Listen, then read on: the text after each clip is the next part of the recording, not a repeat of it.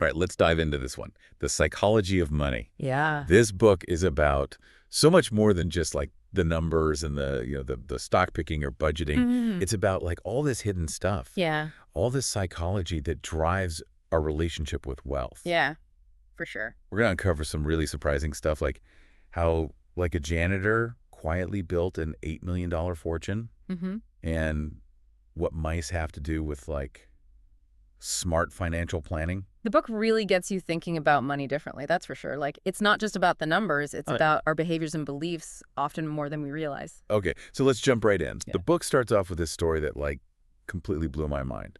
Ronald Red, the Vermont janitor, who secretly amassed millions. Right. How is that even possible? It's a classic example of slow and steady wins the race.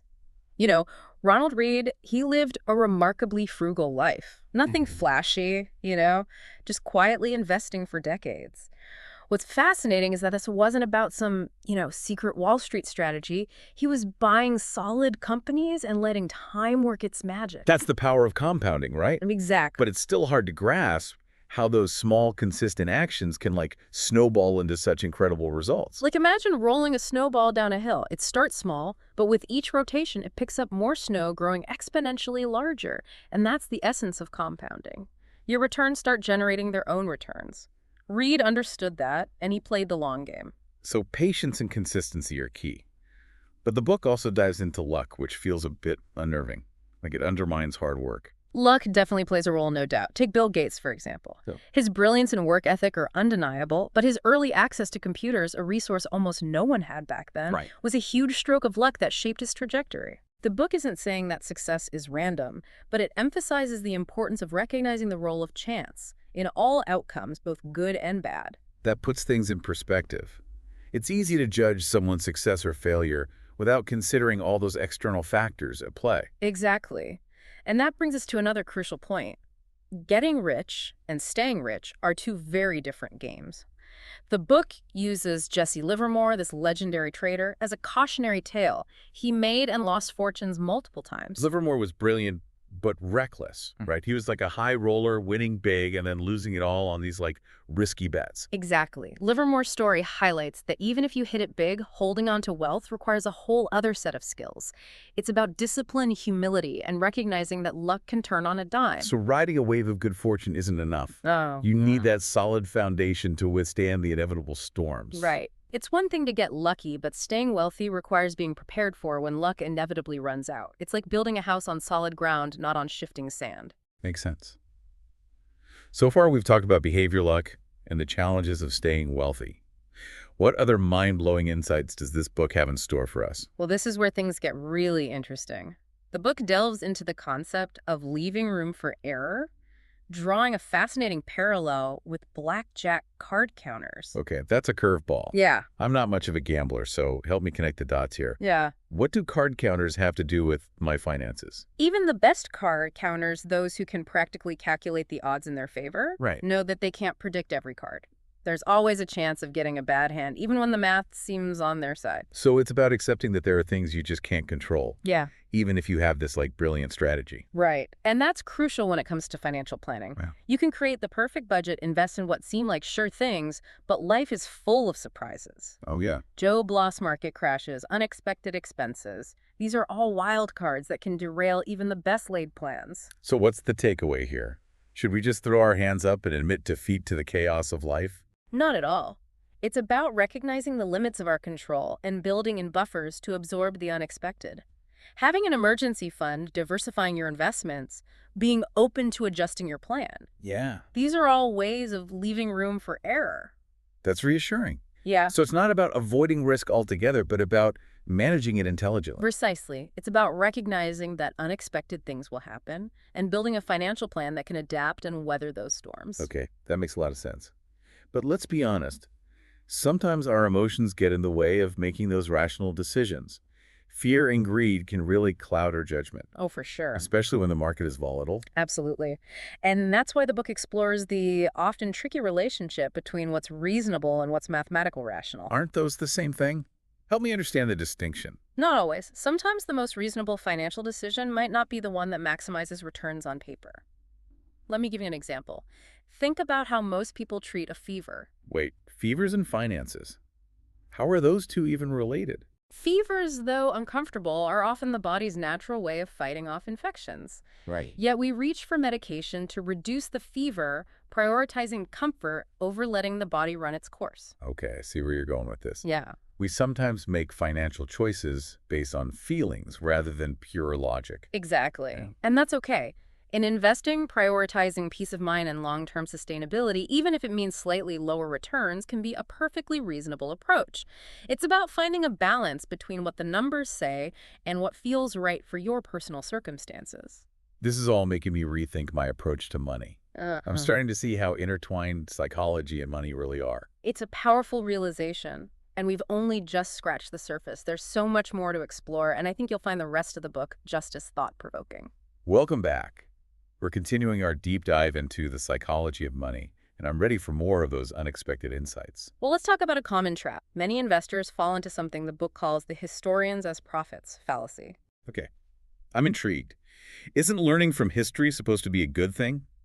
Especially in finance, where we analyze past trends to inform our decisions. It can be helpful, but the problem is that we sometimes assume the future will perfectly mirror the past. Hmm. We forget that the world is constantly changing, and those changes can make historical comparisons misleading, especially in a field as dynamic as finance. So relying too heavily on historical data can, lead us astray. It can definitely give us a skewed perspective. Yeah. Think about how much the investment landscape has evolved even in the last few decades, Right. with the rise of the internet 401ks and the ease of global trading. Oh, yeah. These innovations have changed the game completely, That's a great point. right? We can't just blindly extrapolate from the past and expect those same patterns to repeat. Exactly. The book emphasizes that while historical data can be useful, it's crucial to recognize its limitations and be Yeah. open to the possibility that this time is different. So if we can't rely solely on history, what should we be paying attention to?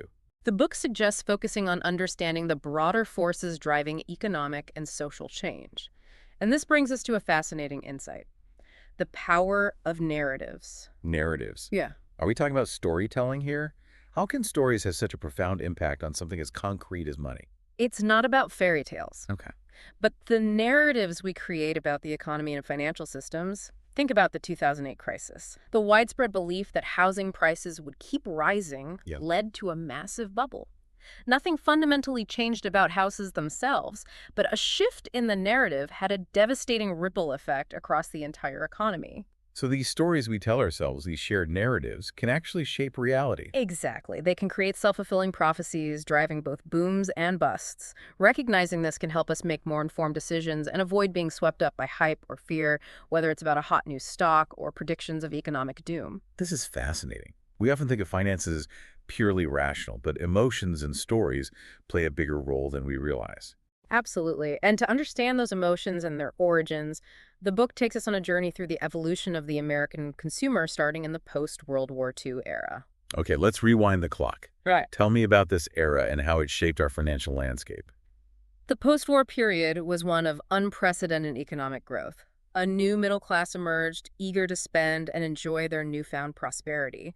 However, this era also gave rise to keeping up with the Joneses. People started feeling pressure to match their neighbors' spending, sometimes even taking on debt to maintain appearances. So even amidst prosperity, the seeds of financial stress were being sown. Exactly. And as we move through the decades, the book explores how economic challenges like the oil crisis of the 1970s Yeah. and the growing inequality of the 80s and 90s further shaped American attitudes towards saving, spending, and social comparison. It seems like we've gone from post-war optimism to a much more complex, even stressful financial landscape. It's definitely been a roller coaster ride. And this leads to a provocative question the book poses.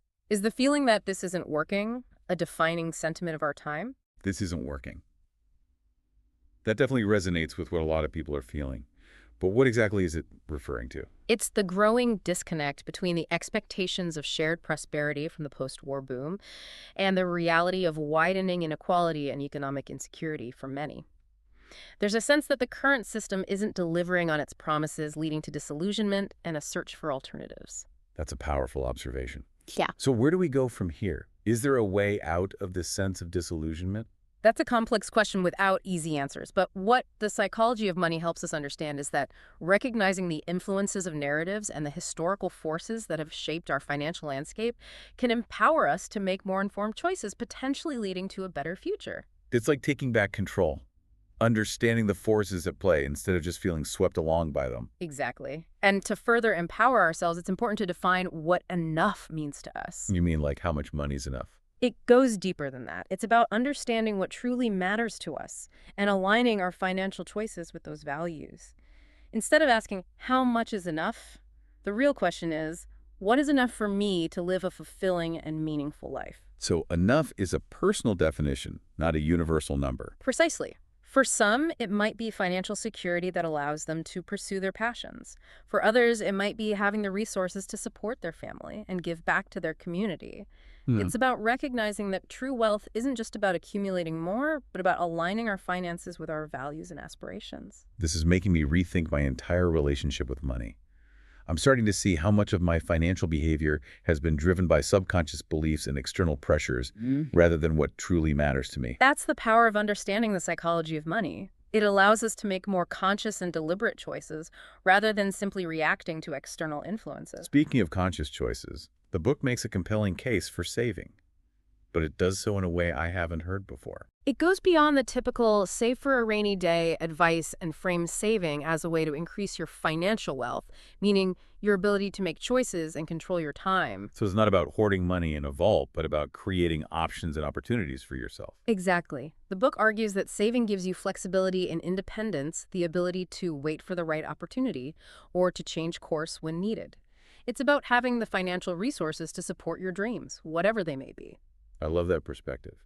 It's not about denying yourself in the present, but about investing in a future where you have more choices and freedom. And the book offers practical advice on how to make saving a habit.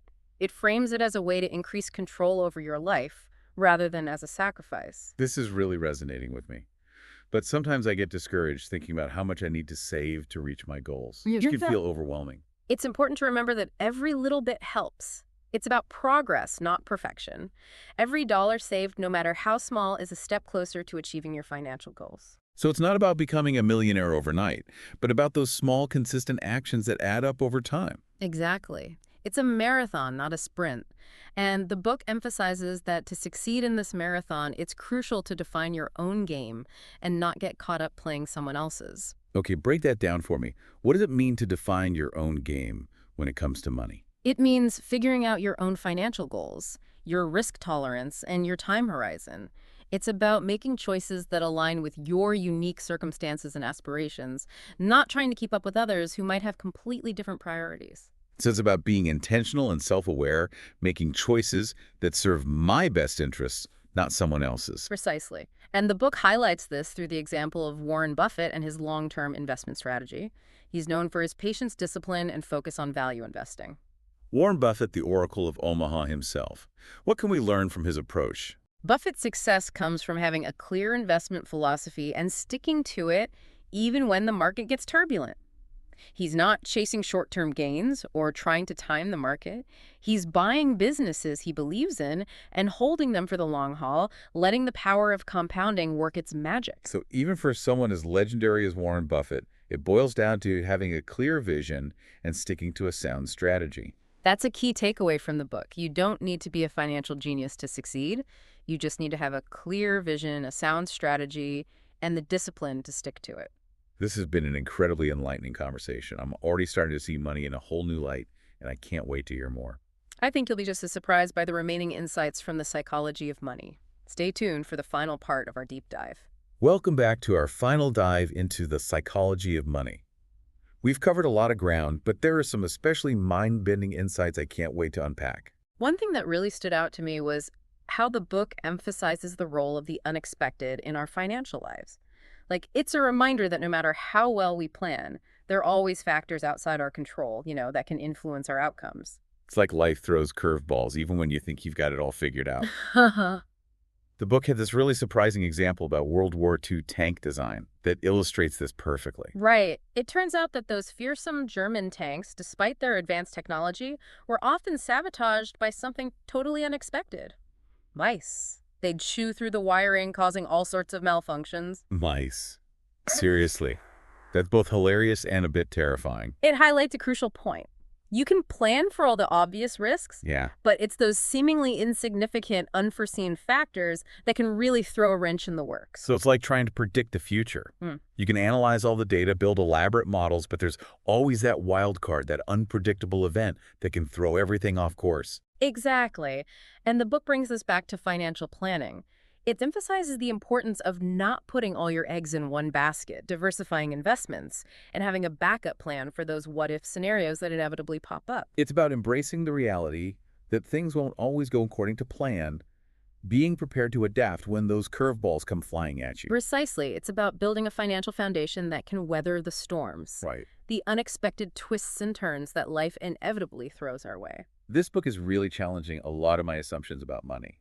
It's making me rethink my whole approach to financial planning. It is paradigm shifting. Yeah. It underscores the idea that financial success isn't just about crunching numbers. It's about understanding human behavior, our own biases, and making choices aligned with our values and aspirations. One of the most profound takeaways for me is that true wealth goes way beyond money itself. It's about having the freedom and flexibility to live life on your own terms. That's the heart of it.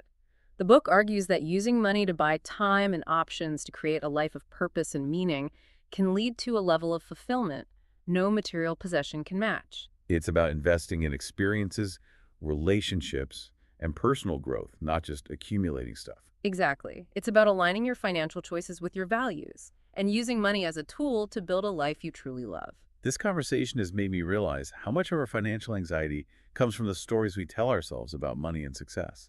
It's like these internal narratives can really hold us back. You're right.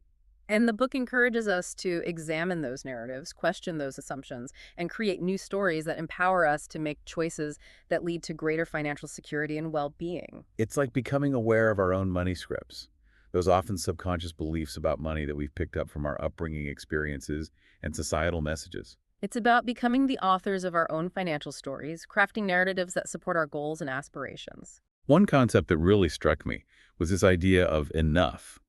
Not in the sense of denying ourselves, but about defining what truly matters and aligning our financial choices accordingly. I love that concept.